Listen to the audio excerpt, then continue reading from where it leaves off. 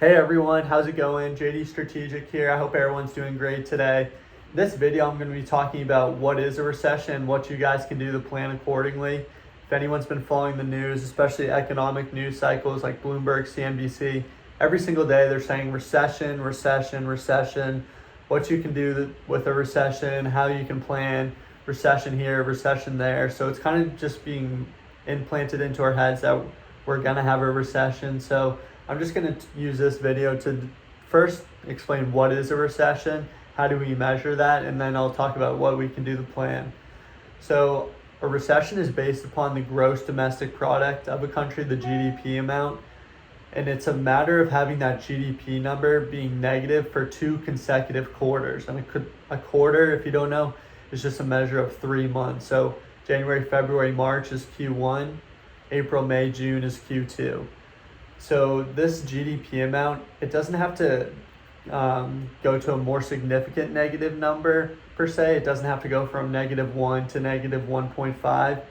It just has to be negative. So it could be -1 in Q1 and then be -0.1 in Q2. And that would still be a recession even though the numbers were getting better. So we do need to plan accordingly, but we don't need to freak out, definitely.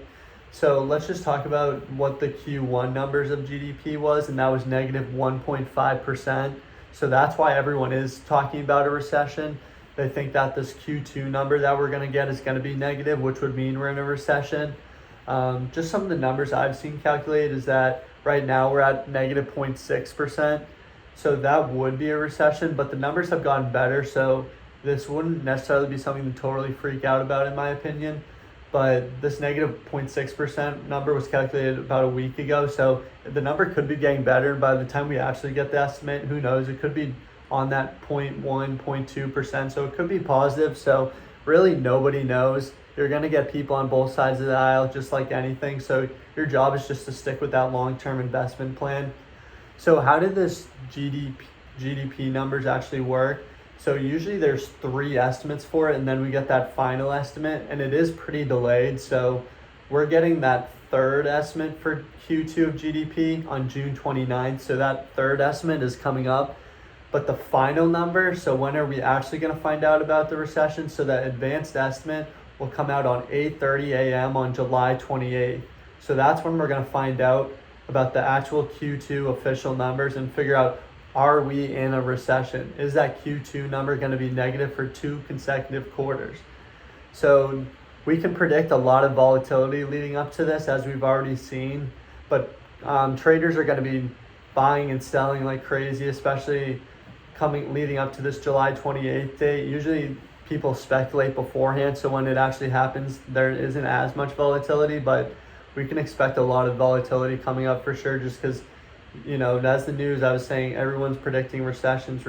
So people are selling, and then people are going to be buying the low. So that's going to go on both ways. So your job is really just to stick with that long-term investment plan. So let's talk about how the market has reacted in recent recessions. So since 1945, during recessions, the S&P actually rose 1% during those periods. So it's not necessarily something we need to freak out about. And like I said, it's 2 consecutive negative quarters. That number doesn't have to be continually getting worse. So the number could be continually getting better. So that would mean that we may have already seen the worst of the worst, at least in at least in the stock market per se. And another number is just in the last 4 recessions though. Since 1990, we've had 4 recessions, and there's been an average decline of about 9%, just shy of that number. So that's a decent drop. But like I said, we're already in a bear market. We've already experienced that 20% drop. And if we hit the recession, we could expect to see another 20% drop. But like I said, if you have that long-term investment portfolio, you should be able to stomach those 50% losses. It shouldn't be something that you're freaking out about. Like I said, you have that long-term investment plan that you sit down and think about beforehand, and then you never worry about it again. It shouldn't be something that's very time consuming out of your day. It's really just something that you do up front, an hour or 2, and then you never really worry about it again. It's just reoccurring. So obviously with this recession, people are on both ends. Some are saying it's here, some are saying it's not.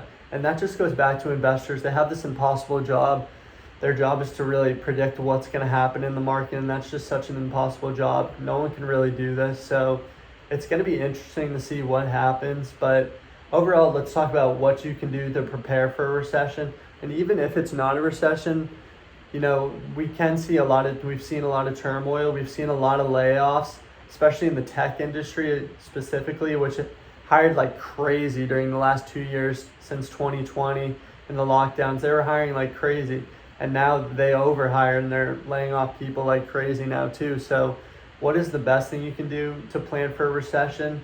It's really not having a fixed income. So it's trying to learn new skills that can create an income. The best thing you can do is make yourself more valuable. You're really an asset the best thing you can really do is try to learn new skills. Sorry about that.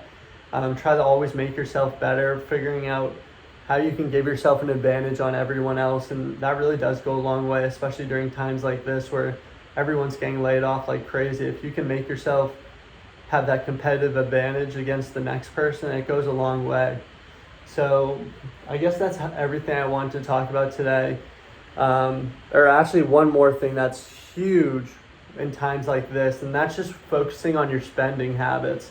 So it's really just a matter of what you're spending and what you're saving. So you need to have that budgeting plan where you're keeping track of your monthly budgeting habits and what you're spending on a monthly basis, so you know that number and you can kind of cut out expenses that you don't need. Especially in times like this, it's really crucial to cut out those extra costs that you don't need.